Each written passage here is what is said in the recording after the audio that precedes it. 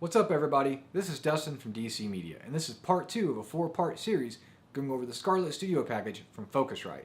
In this video, we're going to be checking out this.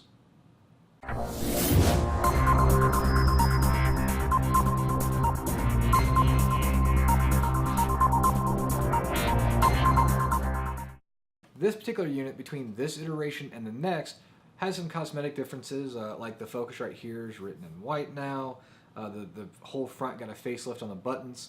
On the back side, I believe the line outs changed now. They're actually, instead of being a protrusion, they're actually on the inside.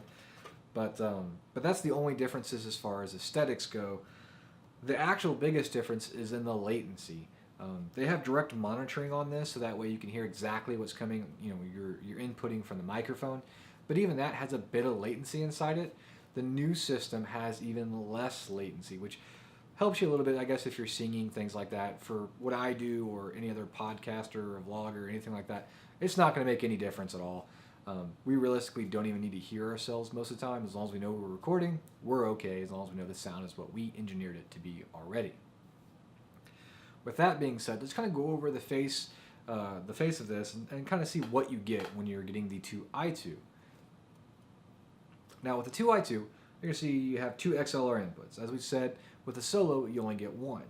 The reason why we have the 2i2 as opposed to a solo is because I wanted the option to have 2 XLR 48-volt phantom power microphones if I so choose.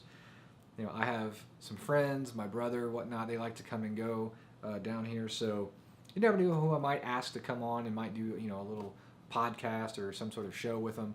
Haven't decided what I'm going to do yet, so I wanted the option to be able to expand, and that's the best way. With that being said, you have the gain controls. If you notice, right outside the gain controls, looks like a white piece of plastic. Well, here, let me kick it on, plus the 48-volt phantom power. And once I kick it on, you see that now it's green because there's an input inside of channel 1. As you turn the gain up, it becomes more sensitive. However, you want to keep it below 75%. Anything past 75% is bringing in a lot of extra noise that you don't really want. So I usually keep mine about half or less, and then go through the post-editing process if I'm using this microphone. Now, on the nice side, as you see now it's glowing red, that actually shows clipping. That means you either need to back the gain off, or you need to quiet down whatever it is that you're trying to record, singing, yelling, whatever you're doing.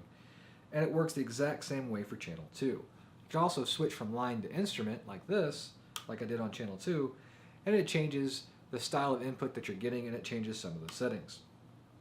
And we already talked about the direct monitor and every headphone jack over there. It's actually a 1/4 inch.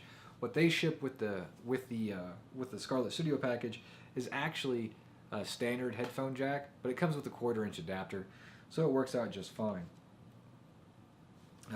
This does record in 24-bit 96 kilohertz. Whenever you're recording, if you have a microphone in the left channel, it records left channel only. Input 2, or the right channel, records right channel only. Now that is easy to fix in production, but it's just something to be aware of, that this is not a mono, it is a stereo. This records only in the left side or the right side depending on which input you're utilizing. It does use USB 2.0, which is fine for this. It doesn't need 3.0, although it could probably benefit a little bit from it. So we'll probably see that on the 3rd version of this, not the 2nd. As far as the microphone inputs, it has a 20 Hz to 20 kilohertz range with a with a 0.002% of a percentage THD at minimum gain. So realistically, that doesn't mean a lot because you can't really use this at minimum gain. It's too quiet. It has a maximum input of +4 dB on the instrument channel. When you switch it over, it has a max of 13. The headphone output, it has a low pass cutoff at about 22 Hz and a high pass at about 22 kilohertz. And it has a 107 dB dynamic range as well as a +10 dB max output. All right, with all that being said, guys, I actually really do like this. It's one of the better products that I have actually had my hands on.